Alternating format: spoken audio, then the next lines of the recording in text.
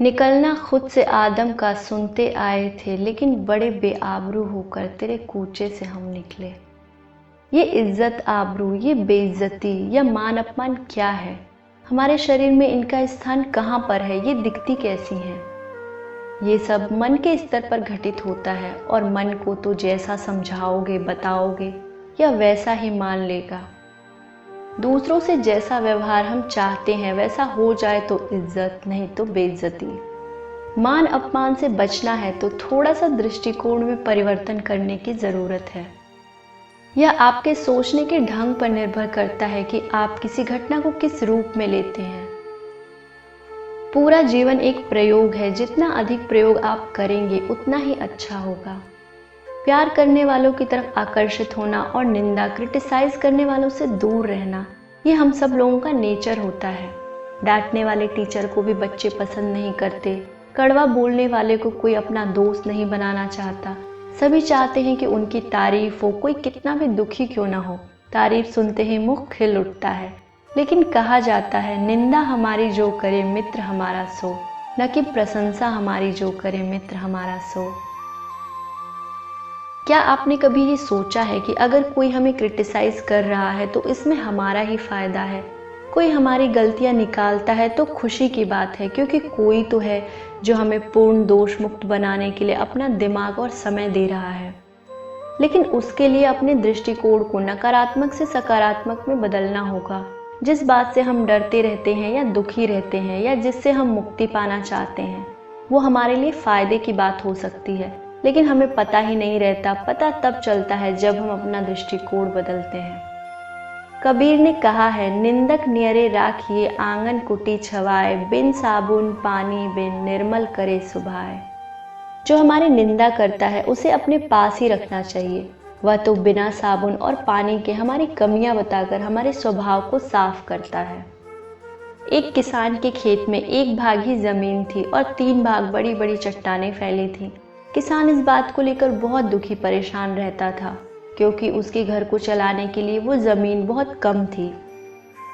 एक दिन उसने सोचा, इस चट्टान को तोड़कर अगर रोड़ी और कंकड़ बनने दिया जाए तो कितनी इमारतें बन सकती हैं।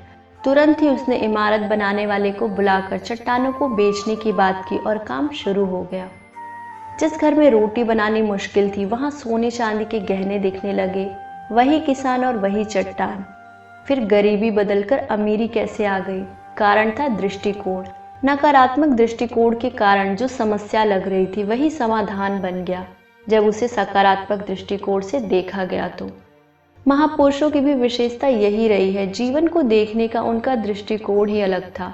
उस दृष्टिकोण से निंदा, अपमान, विघ्न, समस्या आदि रुकावटों के बजाय सफलता की सीढ़ी उनको नजर आती रही। इसी विशेषता ने उनको महान बनाया।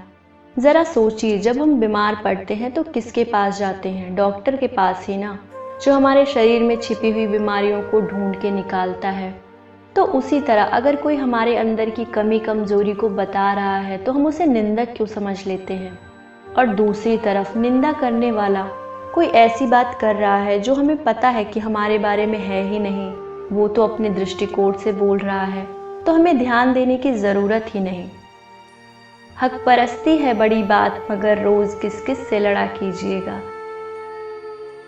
आग को बुझाने के लिए पानी का प्रयोग करना चाहिए, ना कि और आग का। अगर दोनों तरफ आग का ही प्रयोग किया जाएगा तो जलती हुई अग्नि कई गुना और बढ़कर खतरनाक हो जाएगी।